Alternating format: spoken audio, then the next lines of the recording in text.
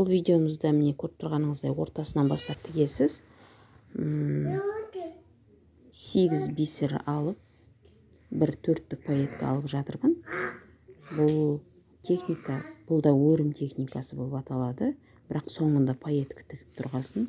Кішкене с разной лентадан чуть-чуть 1 мм, 2 мм алшақ алып тұрмын. Астынан алып, инені көріп тұрғаныңыздай шығарып, пайетканың жанынан шығарасыз. Үшінші бисердің жанынан шығарсаңыз керемет болады. Осылай 8 бисерді тізбектеп, бір пайетка алып, мына менің видеода көрсетіп жатқанымдай етіп тігіп, нық қылдырып, тартыңқырап тіксеңіз, осындай ою шығады өру техникасымен. Бұл өру техникасын басқа да оюларға қолдануыңызға болады. Тек қана орамал емес, басқа кәжекей болсын, өзіңіздің сызып алған неше түрлі оюларыңызды осылай тігіп үйренсеңіз, неше түрлі оюлар тіге аласыз. Міне, көріп тұрғаныңыздай пайетканың астынан былай қарай, төмен қарай шығарып, 8 бисеріңізді тізбектеп алып, бір пайетка кигізіп, 1-2 миллиметрде алшақтатып тіге берсеңіз, осындай әдемі өрім сияқты, бисерді өрген сияқты көріп тұрғаныңыздай ою шығады. Осыны тізбектеп, стразный лентаның бойымен дәл осылай қайталап тіге бересіз. Міне, соңына жетіп қалдық. Мына жерде мен сізге әдейі көрсетіп жатырмын қате жіберген жерімді. Міне, астынан шығару керек бисерді, үстінен шығарып жібергенмін. Егер қате кетіп бисеріңізді осылай тігіп жатсаңыз, қазір көресіз, дұрыс шықпай қалды. Міне, өрім техникасы.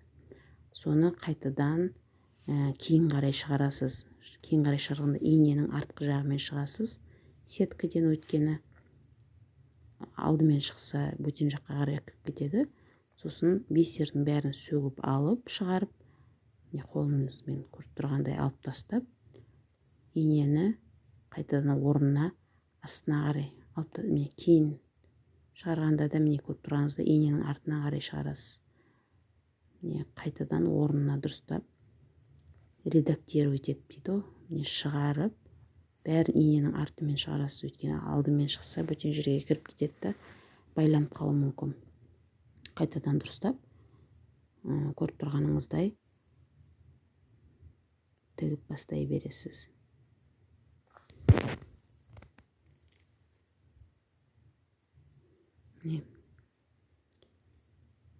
Анық көрініп тұр деп ойлаймын. Қайтадан орнына келтіріп, дұрыстап өрім техникасымен келе жатырмыз. Міне, инені осылай астынан шығарасыз. Стразный лентаның бұрылған жерін осылай аккуратно келесіз. Мен әдейі соңына дейін көрсетіп тұрмын. Стразный лентаның пайетка сиған жеріне дейін салып тігіп тастайсыз да, пайетка симаған жеріне, міне қазір көрсетемін. Мына жерде де кристалдың астына салып жіберіңіз.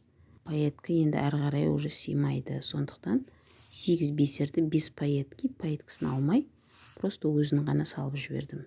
Осылай міне толтырылады. Оюдың толық болып тұру үшін осылай аяқтасаңыз болады.